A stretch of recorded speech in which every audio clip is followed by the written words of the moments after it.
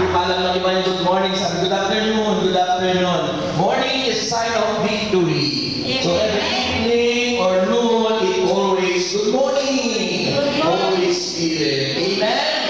So like today, good morning. Holy Spirit. Yan, kaya pagkain natin ng mga business seminar, lagi good morning. Gusto nyo magtagumpay? Always greet the Holy Spirit, good morning. At magtagumpay kayo lahat. Pinagpala ko ang lahat ng nandito.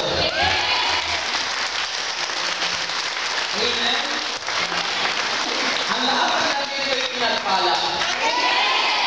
Kasi sa dami kanina ay lang nagpaiwan. Sabi sabihin, inunan niyo ang Panginoon kaysa doon sa nakwaksa sa heart. Inunan niyo ang Diyos na siya nagsabi, seek ye first the kingdom of God and His righteousness. And the promise is, all those things shall be added unto you. Ibig sabihin, hindi ka niya pababayaan. Lagi kang bibigyan ng supply ng Diyos. Kung inunan mo ang Panginoon, at pinuli mo ang Diyos, yan. Dumarating mga sakit, karamdaman, problema matindi. Pag nahihirapan ka na sa hapon na maalala ang Diyos. Kaya pinagpala kayo lahat. Amen? Pinagpala kayo lahat ng Panginoon. Amen? Kaya sa kamay at ating tungkulin ng Panginoon, tayo'y sumamba. At purihin siya.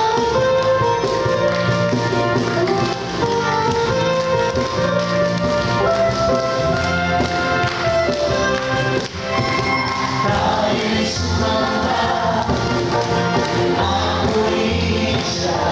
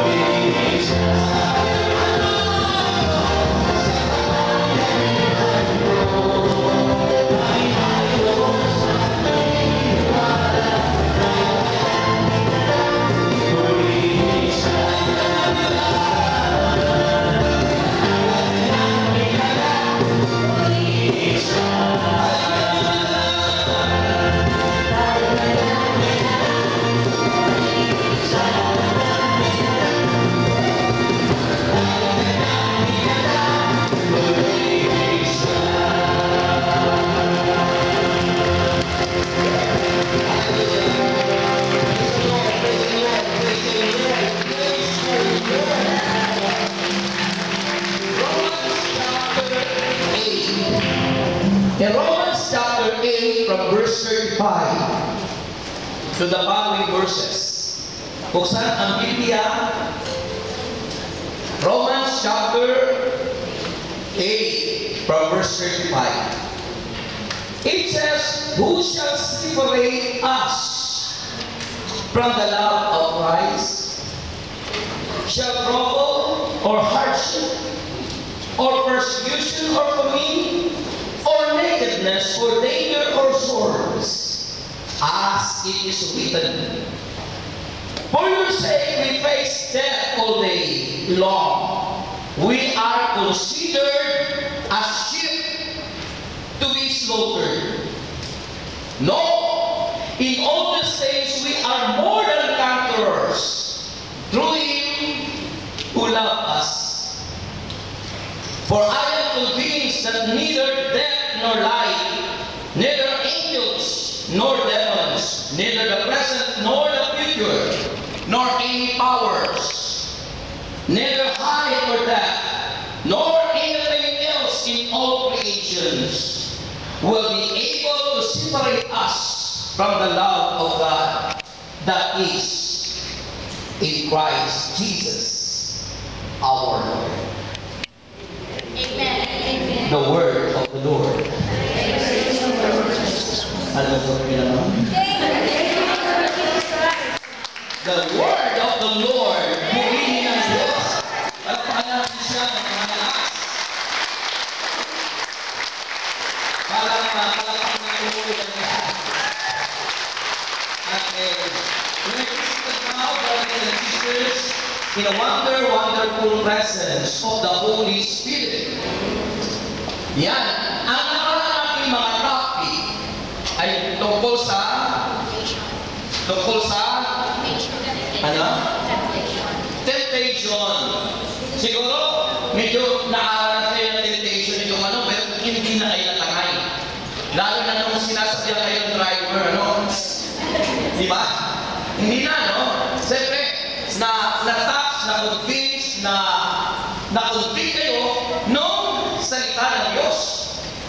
Amen po ba? Amen. So, kaya mahalaga po ang salita ng Diyos. Kaya sabi ko mapalad din. Because in listening the Word of God, doon po nag-i-start yung ating great faith. Yung ating matindi. Dakilang pananalig sa Diyos. Sabi ng Romans 10:17, faith is cometh by hearing, and hearing by the Word of God.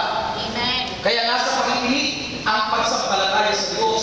Kaya yung iba walang pananampalataya dahil walang panahong makinig ng salita ng Diyos. Kaya mapalad po yung nakikinig lagi ng salita ng Diyos. Lumalalim, lumalago, tumatatag, at namumunga ang kanilang pananampalataya sa Diyos.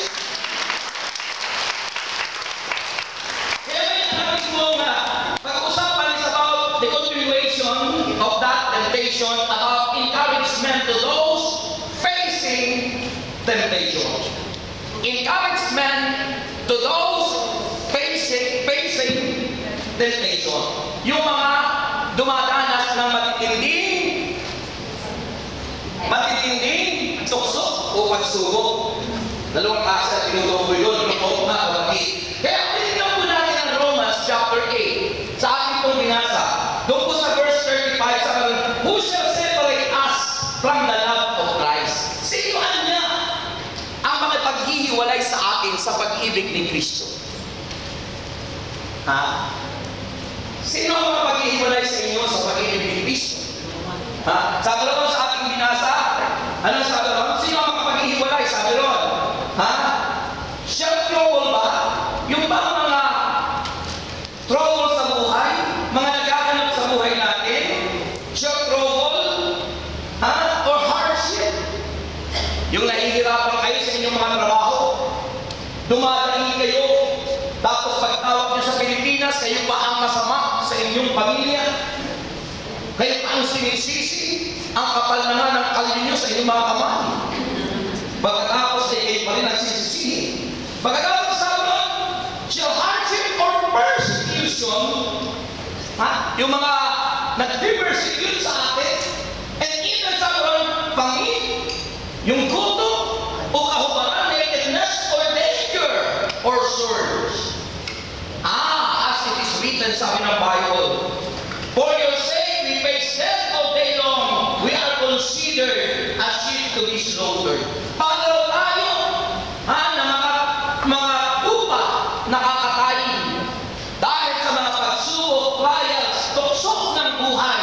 Subalit sabi ng Panginoon, walang makapaghihiwalay sa akin sa pag-ibig ng Diyos. Wala. So in other words, even though so many trials, suspect, temptation in our lives, brothers and sisters, always think that God is always with us. Laging isipin natin na ang Diyos ay kasama natin. Nasa sa atin. He lives in your hearts. Amen. Amen. Nananahan siya sa ating puso. The throne of God on earth is our heart. Ang puso natin.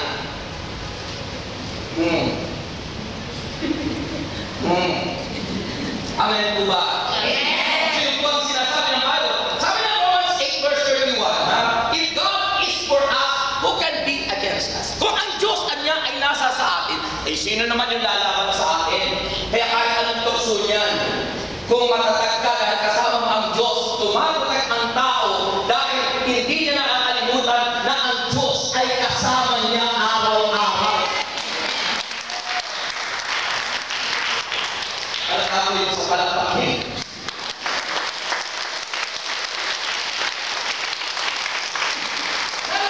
Hindi po tayo maaari maglagay ng tukso kung ating iniisip lagi kasama natin ng Diyos. Hindi tayo matatagal yun. Eh sabi lang, if God is for us, who can be against us? Kung ang Diyos niya ay panig sa akin o nasa sa akin, sino ang lalaban? O pwede bang manalo pa yung tukso kaysa sa Kristiyanong victorious?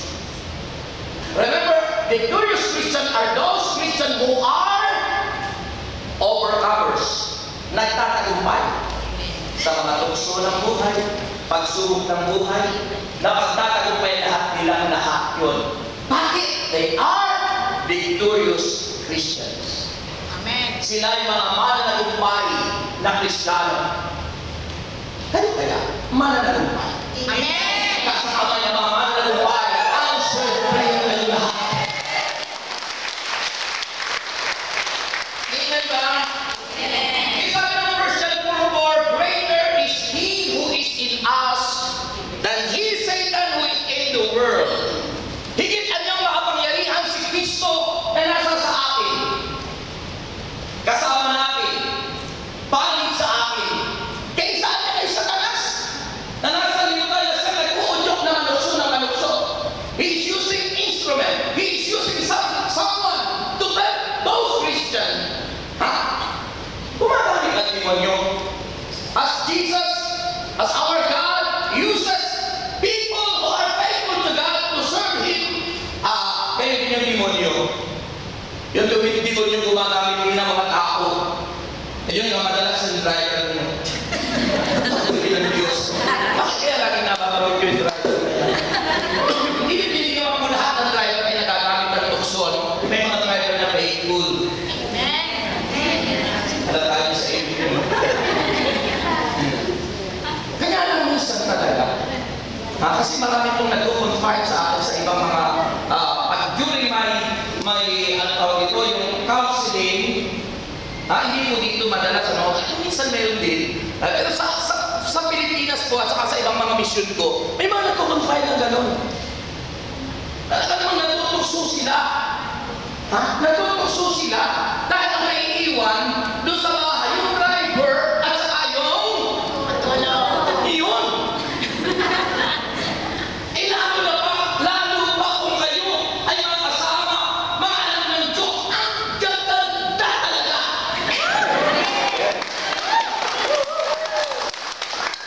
Ayaw makapagmalapakin yung maganda, yung ibang hindi nila maamin na sila maganda. Ayaw mo ito.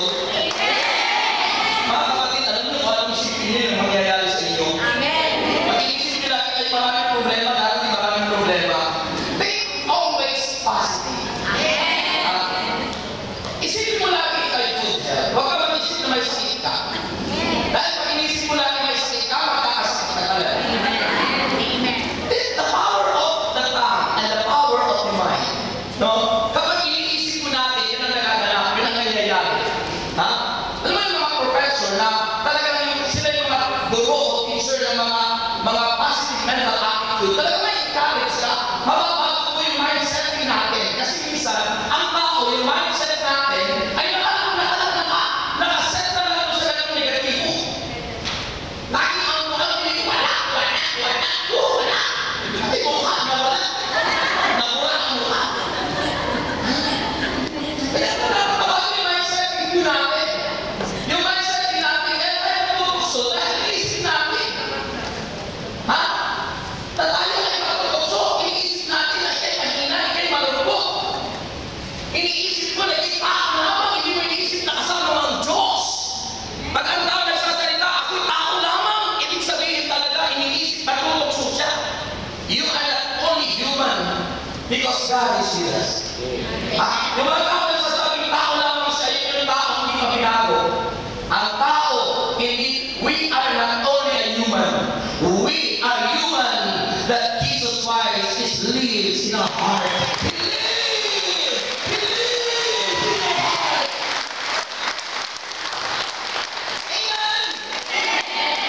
Kaya wag mo sasabihin na ikay tao lamang. Pag sinabi mo ikay tao lamang, hiniwalay mo ang Diyos. Hindi mo pa siya tinanggap. Amen. Kaya mahalaga sabihin mo, you are human and my God is Jesus who is in my heart. Siya nandoon sa aking puso.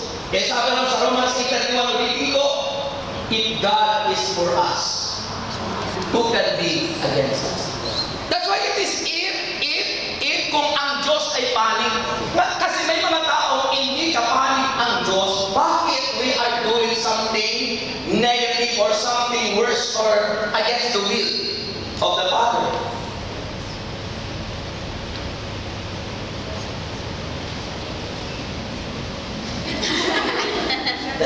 Tahimik.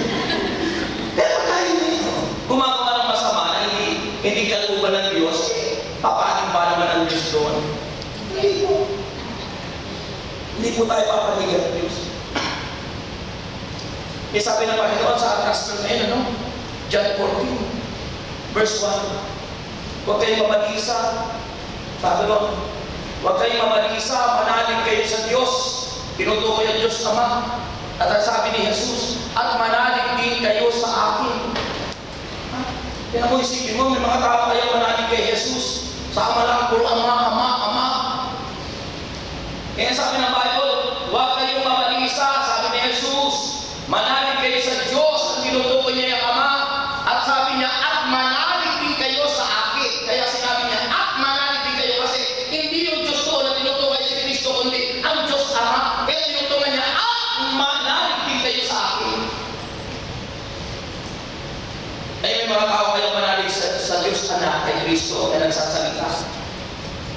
Nananalig lang ba sila, direkta sa Ama, puro Ama. Di sa mga santo nga, ayaw nang maniwala ng mga tao. Ayaw lumapit sa madalang sinabi ng Hebrew chapter 12. Sabi na lumapit kayo sa mga nakakatipan ng mga hindilang na panganay, na nandun na nakatala sa langit, at lumapit kayo sa mga espiritu ng mga taong nandun na sa dakong inaan ng Diyos. Hebrews chapter 12 from verse 22 and the following verses. Hebrews 12 chapter 22, the following verses are, but you have come to Mount Zion, to the heavenly Jerusalem, the city of the living God. You have come to thousands upon thousands of angels in joyful assembly, to the church of the firstborn, whose names are written in heaven. You have come to God, the judge of all men, to the spirits of righteous men made perfect. Lumapit daw tayo sa mga espiritu ng mga taong banal na nanduro na sa langit, inilaan ng Diyos. Ako lang sabihin, hindi pwede na lumapit dyan, Ama na lang, puro Ama na lang. Nasusunod! Kaya tama po yung sinasampalatayanan na kayo nananatili sa tunay tunay na simbahang tinayo ni Jesus. Mapalad ang nananatiling tapat hanggang wakas sa kasinalahan ang kaligtas. Amen! Lord, our name faithful! Fill Jesus song! Yung mananatiling tapat hanggang wakas sa pagbabalik ni Kristo. Kailangan mga tapat na yan ang maniligtas. Yung ibang mga tao, lipat-lipat, parang bukid. Parang liyaw. Lipat sa pulas lang, brother. Di ba? Kaya hindi naman muna. Kaya manatili kayong katapatan. Yan ang mga pagsubok, yan ang mga testing, yan ang mga tuksok. Kalalibahan tuksok, di talaga naman. Kalalibahan tuksok is last of the best lang. Kalalibahan tuksok, kalalibahan tuksok, maraming spiritual, physical, material, subalit tayo'y tapat at nananalig at titiwalang kasama natin ang Diyos. Hindi tayo na papabayaan dahil kanyang sasamahan at iingatan. Ilalayo tayo sa mga pagsubok na yan at sa mga tukso ng buhay at pagdating ang mga problema ay hindi tayo iiwan ng papabayaan. Amen! Sabi po ng Biblia sa Proverbs chapter 2, remember, to overcome temptation, kailangan natin itong masumpungan sa Diyos. Sabi ng finding God and in His Word to overcome temptation. Para mapagtagumpayan ang mga puso ng buhay, ito'y masusumpungan lang natin sa Diyos at sa Kanyang salita. That's why if we ignore the Word of God, mga kapatid, you cannot overcome temptation because we overcome temptation sa pamamagitan po ng Kanyang salita at mismo ang nagsasalita ang Panginoong Diyos na sumasa atin araw-araw.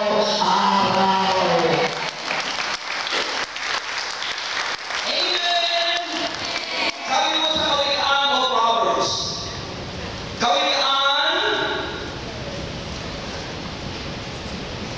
Proverbs chapter 2, verse 1 and 2. Sabi ng Bible, my son, tayo pinipilang ng Diyos sa kanyang mga anak. Kaya sabi ng Bible, my son, if you accept my words and store up my commands within you. Pag aking ingatan ang kanyang mga salita sa aking puso. Remember, Christian must always be saturated your mind with the Word of God. Kailangan tayo mga Kristiyano ay laging punong-puno ang isipan at puso ng salita ng Diyos.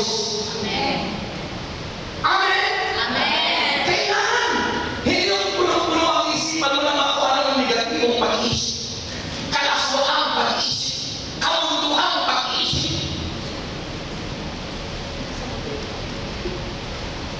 Kaya pag ano na sa isip natin, tayo na makakaya ng puso. But if we are saturated and full of the Word of God, our minds and hearts, sabi ng Bible, my son, if you accept my words and store up my commands with you, turn your ear to wisdom and apply your heart to understanding. Sa puso at ito'y unawain. Ano sabi? And if you call out for insight and cry aloud for understanding, and if you look for it as for silver and search for it as for hidden treasure, then you will understand the fear of the Lord. Maunawaan mo ang banal na pagkatakot sa Diyos. Dahil ang taong may banal na pagkatakot sa Diyos, sila ang mga taong hindi matatalay ng anumang person kumakain sa kanilang buhay. Fear of the Lord! And that it comes to our lives, in our mind, and in our heart, if you always receive the Word of the Lord, and it must be fully in your heart. In your mind, in your whole being. Kailangan salita ng Diyos.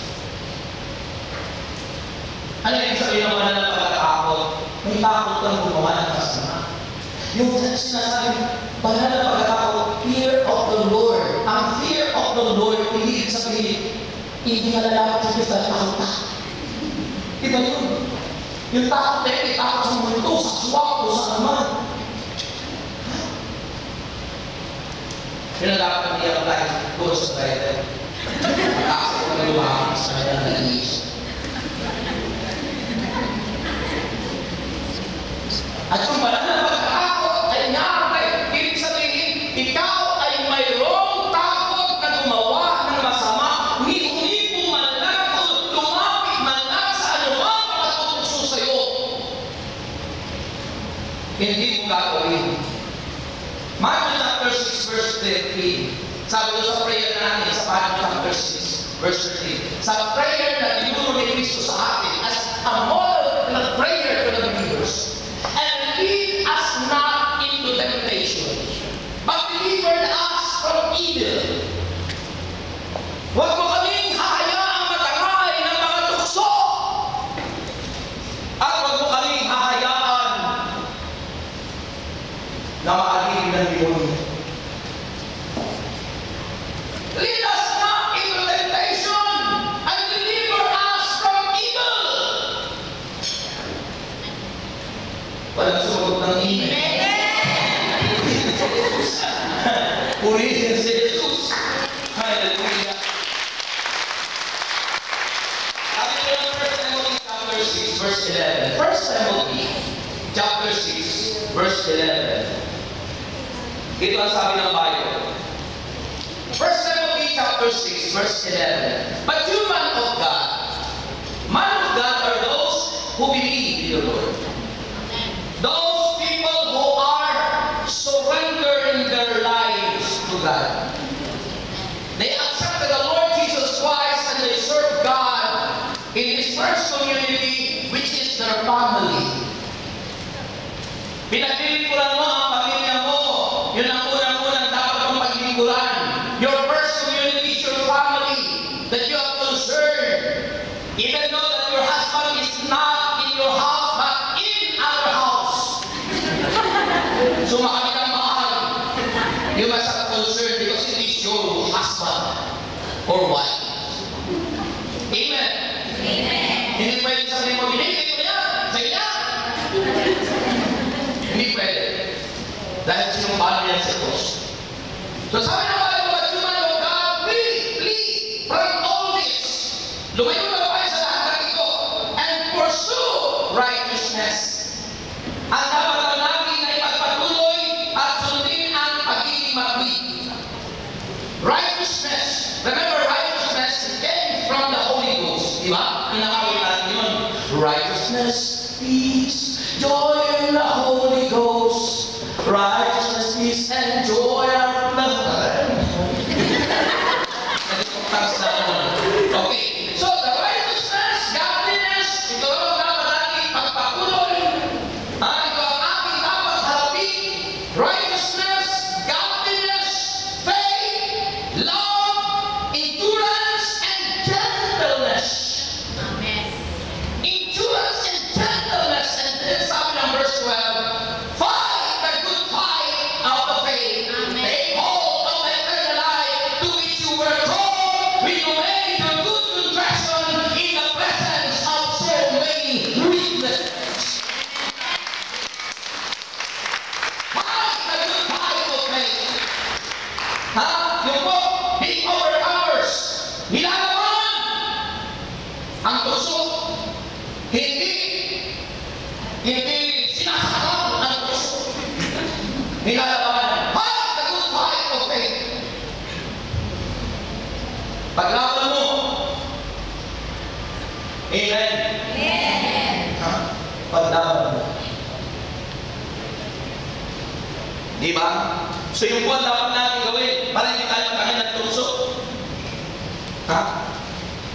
Yun ang dapat natin gawin. Sasabihin mo sa kanya, Lord, patawad!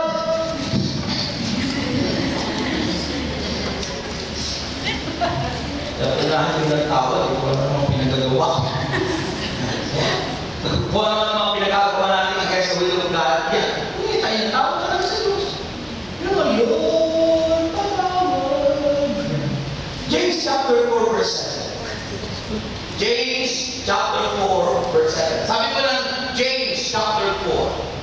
Sa Tagalog po, ang James ay Santiago, kung hanapin ang highway.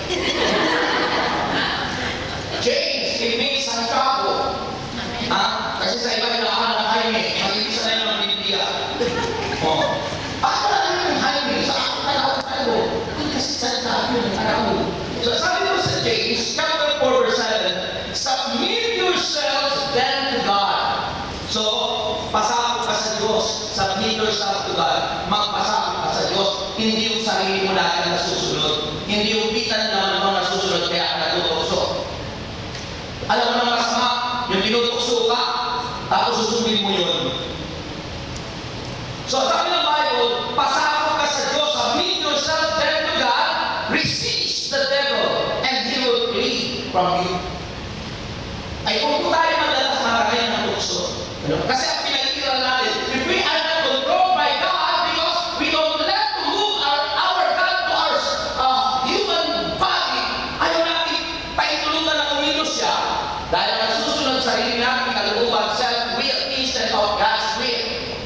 At now, surrender kay Lord, the will of God, siya na susunod, Lord, your will be done. What I need to do today, O Lord God, your will be done.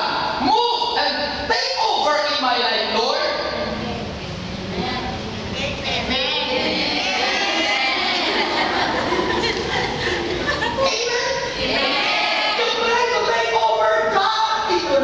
Take over, Holy Spirit. Make me your servant. Make me your temple, Lord God, and control me.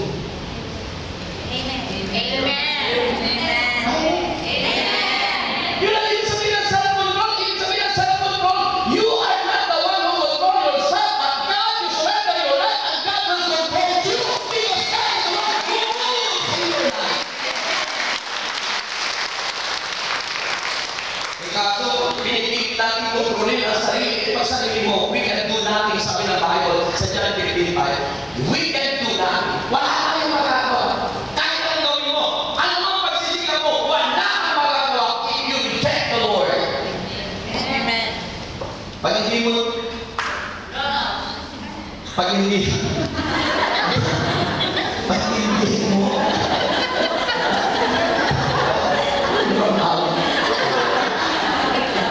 hindi mo pinabayaan, pag pinabayaan mo ng Diyos na amen po ba? Totoo yun, pag brown out, dapat natatangay ng tukso. Sasabihin mo na, ay natin na akong gabi, bilang nag-black out ako. Pag araw, brown out, pag nag-black out. Ako nagkakaroon ka. Kayo nag-iisa kayo. Masama yung driver sa mga.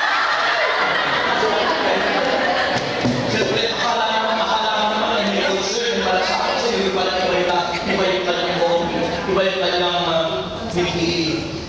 Ako yung mga tao na rin. Kunwari aalalayan ka, pero iba yung nakawakan.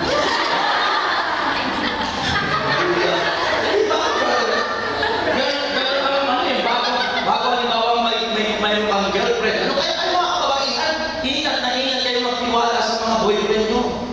Huwag agad kayo magtiwala. Bakit ka na lang sa yan? Wala pa ako sa kamay. Kunwari, hawak-hawak na ako ng kamay, pero kamay ko, pumakas ako saan. Kala mo, mag-quit. Ganun ako rin. Wala pa. Sa Panginoon. Di ba? Ikaw naman malalaki. Mayroon malalaki, hindi ganun. Nababakalaki.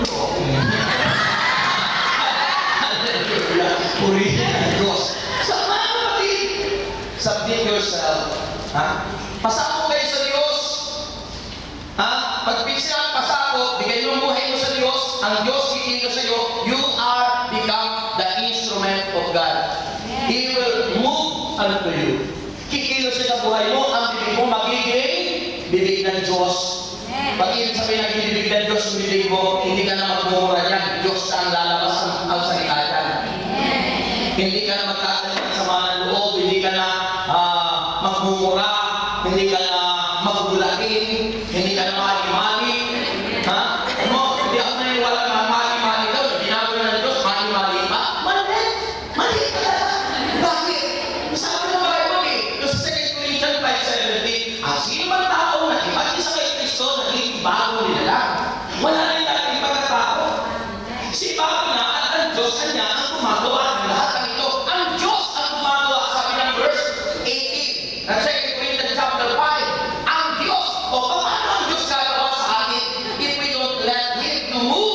your life. Paano? O, hindi mo makakakilos. Di ba?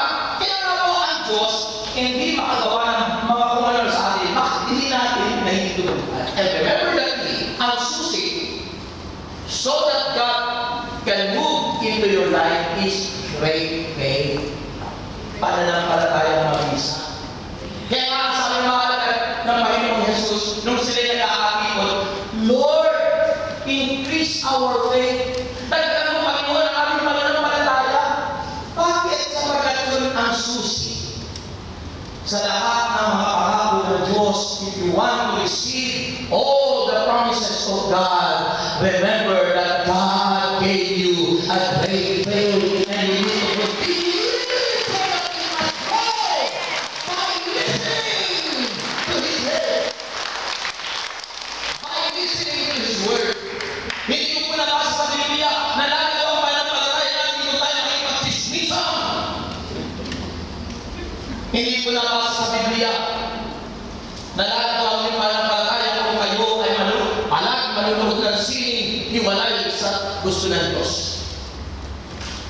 Wala akong nabasa sa Biblia na your faith must grow when you are doing something like bingo, sosyal, o kung ano-ano mga laro.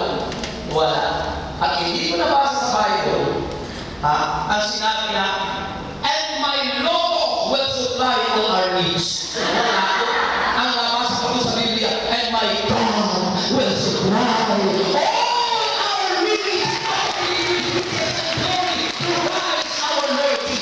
Ay bakit umaasa tayo sa mga ganun? Kasi yung mindset ng ating mga isipan, gusto natin biglang yaman, gusto natin madali walang hirap, samantalang kayo, kung kaya mga OFW nyo, sa bawat sweldo nyo, unahin ang Diyos, 10% for God, 20% for your saving and investment, yung natitira 70% yun ang inyong dapat gastusin. Disiplinahin nyo ang inyong pamilya, hindi ito bigay. Akala nyo ba nakatulong kayo kapag tutubigay? Kayo ang kawawa pagdating ng araw dahil sila ay naging sa lagaw. Umaasa na lang para mga pensionado na tanggap ay naman nagpapahirap. This is the your family. Don't give all your blessings. And remember, unahin ang Diyos. And then give your tithes to God, your 10%, because it is the key so that you become prosperous in your financial. At papalagi kayo ng Panginoon kapag hindi wala ang Panginoon sa buhay mo.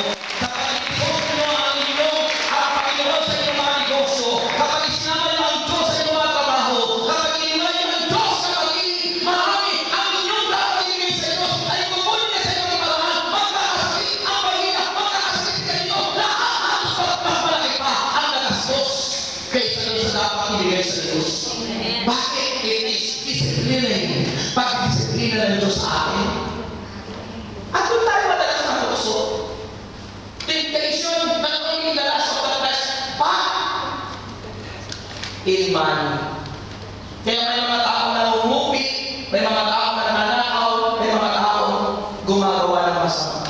Bakit? Tukso. But if you let God to move in your life, at hindi yung hiwalay ang Diyos. Mga kapatid, sabi ko sa inyo nun, ako squatter dami nun. Nung dumating ang servant leader sa bahay namin, nung namatay ko na kong wife, yung first wife ko, di ko malaman sa kauupuin siya kasi kwadrado lang na tabing-tabing na kaysa may sira o mga lawalin. Sabi ng disciple na isa, bigyan mo ng tea. Anyways, alam mo ng tea kasi ang makala ko na nandiya, pacemaker lang pag may sakit ng tao. Di ba sa Pilipinas ko yun? Pasiserve ka ng tsaa kapag may sakit. Dito lang naman sa pag-aabot natuto tayo mag-serve ng tea. Dito natin natutunan ng ang tea pala ito yung nilagyan ng milk. Ang init eh. Ang kalala natin nun, may lagda, may sina, na ang tawag dito yung na-asma or yung bang nagkasakita, tapos bigla tumalit, tapos pag namumalik, ang tatlo, nakina, ay inumin ka ng tsaa. At tingnan mo pa mga kapatid, mula nung pumunta sa urban leader, walang tapat na Diyos na pumunta sa kanilang tahanan na hindi pinagpala ng Diyos. Kaya sabi doon sa Genesis chapter 12, di ba? Sa Genesis chapter 12, sabi doon, ng banal na kasulatan, sa Genesis chapter 12, mga kapatid, ito ang sabi ng Bible, Genesis chapter 12, verse 1 following. The Lord had said to Abraham, si Abraham po yun, Abraham ang pangalan nun, leave your country, your people, and your father's household, and go to the land I will show you. I will make you into a great nation, and I will bless you. Pagpapalaan ko ikaw. Bakit? Nag-alay ng buhay si Abraham sa Diyos. Tinawag siya Father of Faith. Ang ama ng pananampalataya.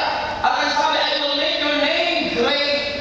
Makikilala at mapapantog ang pangalan nyo. Kaya hanggang ngayon pinag-usapan ang pangalan ni Abraham. Dahil inuna niya ang Diyos. Hindi niya iniwalay sa buhay niya ang Diyos. Kaya ano sabi niya, I will make your name great and you will be blessing. Magiging ang pagpapala para sa lahat. And I will bless pagpapalain ko. Sabi niya, I will bless those who bless you. And whoever curse you, I will curse. And all people on earth will be blessed through you.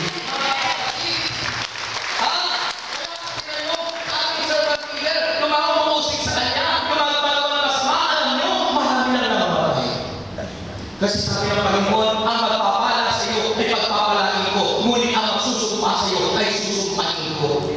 Mga kapatid, naalala niyo noong si Pablo. Si Pablo ay hindi pa Kristiyano. Alam niyo ba, inuusik niya yung mga Kristiyano.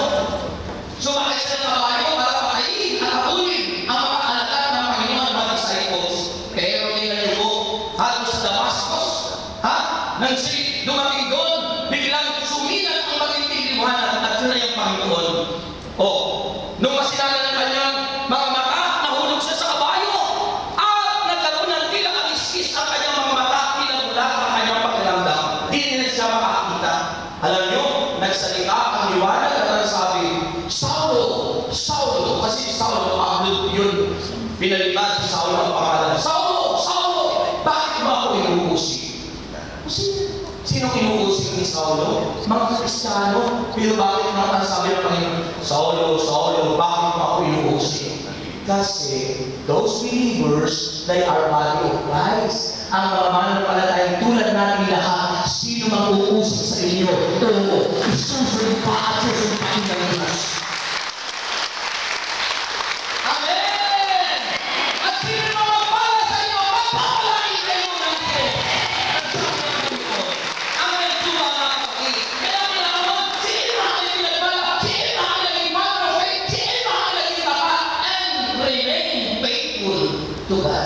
Hanggang sa siya ikausapin ng Diyos, more than 20 years na si Abraham, mga kapatid, nanalangin para magkanakalan ng pangako ng Diyos.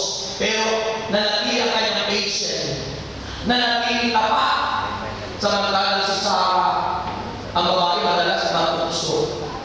Ano sabi ng babae ni Sarah? Hindi man yata mangyayari na magiging kang father of all nations. Kaya ang mahalaga, sitingan mo na aking katulong si Abraham. Kasi makakatulong ng tabihan. Ang katulong niya ay yung asawa, si Sarah. Dahil madalas at yun po ang reality, madalas po na matangay ng tukso ang kababaihan. Dahil yan ang pinagmulan si Eva. Si Adan ay tahimik lang siya. Natutulog siya. Yun ang kasalanan ni Adan. Pinabayaan niya mag-alagdaon ang kanyang asawa. Kaya nang nakita ni Eva si Satanas na nagkayong ahas, nagsalita yung ahas. Hindi ko nakakakita ng salita ng ahas. Hindi mo ahas. Nagsasalita yung ahas. Sabi ng ahas, ano sinabi ng Diyos yun? Ang sinabi ng Diyos, pag inayin mo yung butas na yan, hindi, bakit yung nakalalo? O ano na gusto? Sipin mo, binulan sa talas. Yung babae,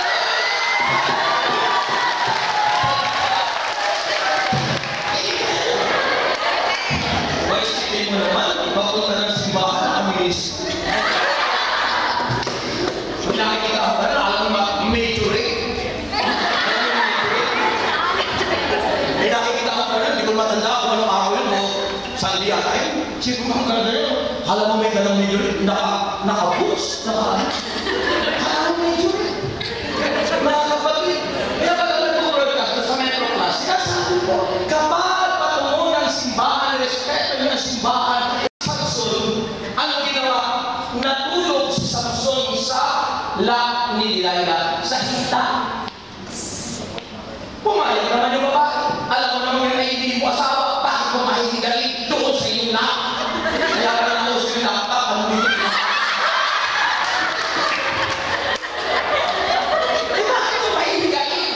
Pwede lang pahigaling mo dyan, sa iyong lap na yan, dito sa iyong galito, yung mister mo, kapatid! Pero kung hindi mo mister, bakit pumahihintulutan dyan? Tukso yan!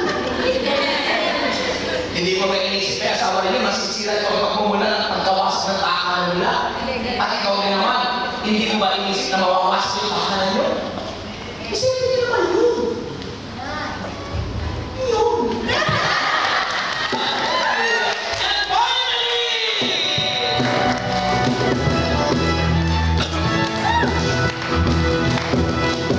And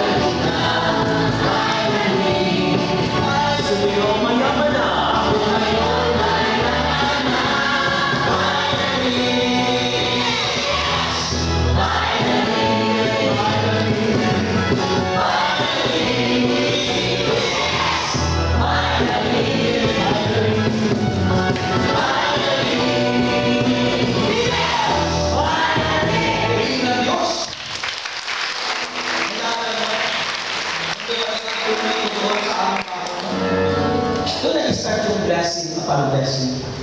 Yung dating squatter na napagawa ng Lord na bahay na malaki hanggang third floor. At sa aking pagiging widower,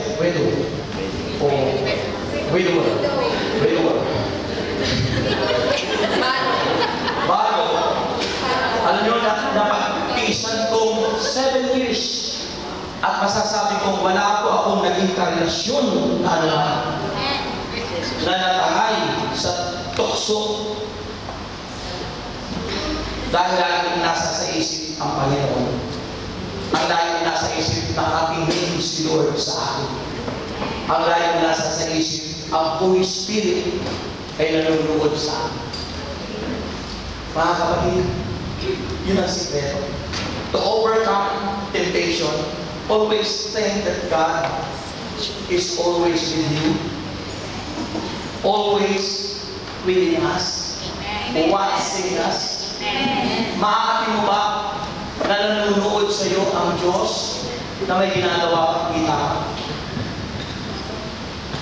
Magagawa mo ba yun?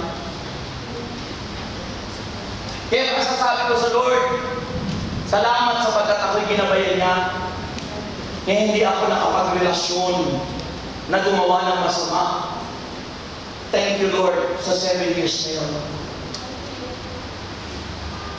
Mayroon akong niligawan na choir sa Las Marinas noon. Dahil dumating ang puntos na para akong naghahanap ng kausap. Para akong naghahanap ng mayroon akong makakausap. Dahil ang tukso naman ang demonyo. Halos gabi-gabi ipinaalala, dinadaan sa panaginip kung ano yung aming ginagawang mag-asawa. Yan ang tukso. Kaya madalas, sabi nga, resist the devil. Rebuke it. You have the power, you have the authority within you. There is power in His name, there is power in the Word, there is power in praise and worship. Amen.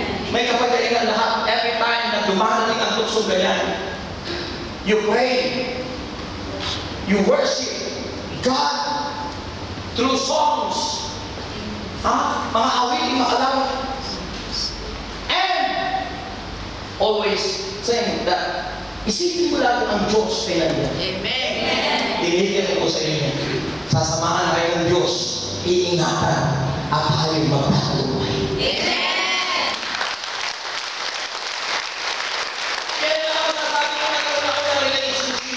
Wala kaming ginawang masama. Minahal niya ako. Natural lang, minsan nag-iisip kami gano'n. Pero wala kaming ibang ginawang masama. Pero nung maisip-isip ko kapag nilalayan ko, realization ang tawag ko. Nung ma-realize ko hindi tama ang ginagawa ko dahil siya'y mas bata tayo sa akin, baka ako'y matimanda ng corruption of my own. Alam niyo po, sabi ko doon sa auntie niya, hindi pwede po na gano'n. Hanggang sa dumating na, hindi nag-call na kami. Pero, mabuti ang Diyos. Sabi nga doon sa bunga ng panalangin, if you are prayerful, tulad ni Abraham, a man of prayer, gano'n si Daniel, a man of prayer, kaya si Daniel hindi rin natukso. Si Daniel, kahit na pinapakain ng mga pagkain handog sa idol o sa Diyos-Diyosan, hindi siya pumayag. Kinain lang niya gulay. Kaya hindi sakitin. Marami yung sakitin kasi kung ano mga kinakain. Kahit hindi kinakain na ngayon. Yung mga dati basura nun, kinakain na ngayon. Pati nga paan ng ano, kinakain na ngayon. Adidas. Hindi naman yung kinakain na ngayon. Dami na eh, kasi nagugutom ang tao. So mga kapatid, nyo, kung ang tao prayerful, mayroon tamang ibibigay ang Diyos. Amen. Pero thank God, sa api-pray ko, dumating yung tumpaan ama, yung naging asawa ko ngayon. Diba? Yun yung ating inaawit talaga. O kay sarap manalangin sa Panginoon. Sa Panginoon kayo mananalangin, o ikay sa labas. Tinutugon iyong hiling sa tamang panahon. O kay sarap mahalin bunga ng panalangin sa isipan at puso ko, lagi kang napapansin.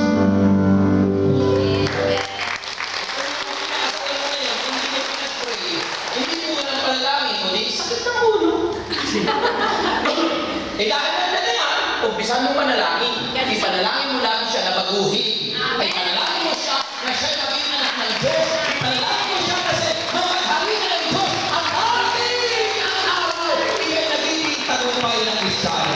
Nagsabi ng nagsabi ng Panginoon, patawan sa lahat. Nagawa ko kasalanan. Wala po kayo, magiging mo ako, mapanalangin.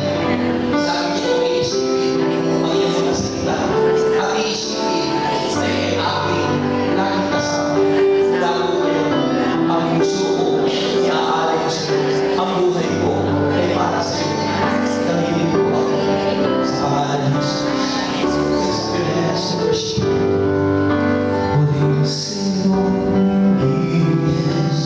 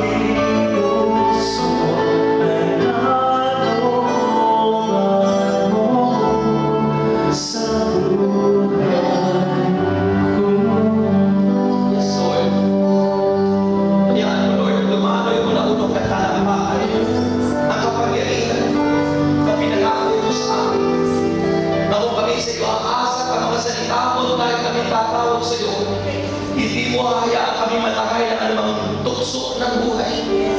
Hindi mo hahayaan mawasak ang aming mga tahanan at ang aming pamilya. Hindi mo hahayaan ang aming mga anak ay magtampo sa amin. Hindi mo hahayaan, Lord, na ang aming mga pamilya ay maging bastado. Kaya Lord, tulungan mo ang iyong mga anak. Sa kabila na kami malayo sa aming mga tahanan, sa kabila na kami, Panginoong Diyos, ay namin nandun sa tingin ng tukso, temptation. Ikaw lang naman, Lord. Ikaw lang ang makakatulong sa amin. Kaya kami sumasabit sa iyo. Kaya kami umakas. Kaya ayaw namin, Lord, na mawalay. Kaya kami laging lumalalo sa ganitong gawain. Dahil na gusto namin ang lakas. Gusto namin magtagumpay. Gusto namin maging mapabilang sa mga victorious na Kristiyano. Lord, pinagawin mo sa amin. At pagpalain mo kami lahat ng mga ito. Pagpalain mo ang salita ang nakasik sa aming puso. Pagpalain mo ang aming mga prayer requests at ang aming mga alay ng loob. At inakinan po namin kami lahat ay tagumpay, Lord God. At sa sinitin, with a grateful heart. Pasalamatan natin. Give thanks with a grateful heart. Give thanks to the Lord. Give thanks because He's given Jesus Christ His Son. Give thanks with a grateful heart. Give thanks to the Holy One. Give thanks because He's given Jesus Christ His Son. And now we can say, I am strong. Say, I am weak because of what the Lord has done. And now let the weak say, I am strong. Say, I am weak because of what the Lord has done.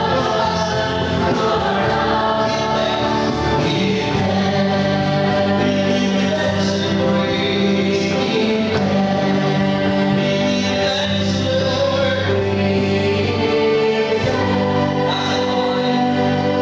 Don't forget, sa Miyerkules po, anniversary ng Wednesday group. Invite kayo kung kayo ay makalalabas. No?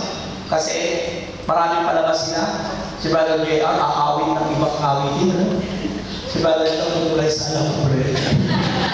Habang umiiyak. Ibang klase. Marami pa po, di ba? Kaya sa Miyerkules po yan. Pagkatapos ng preaching, meron po sila doong inihanda sa hall. Yan. Kaya pagkatapos yan. Kaya kung kayo nalakas po, pag-ayan. Miyerkules, Wednesday. Okay, so may the Lord God bless us all now and forever in the name of the Father. Yung nasa Father po lang. Nagpapadali kayo lagi. Kaya tayo madaling ng tukso eh. Kaya madali. Laging babad sa salita ng Diyos, babad sa ginagawa natin. Okay? May the Lord God bless us all in the name of the Father, and of the Son, and the Holy Spirit.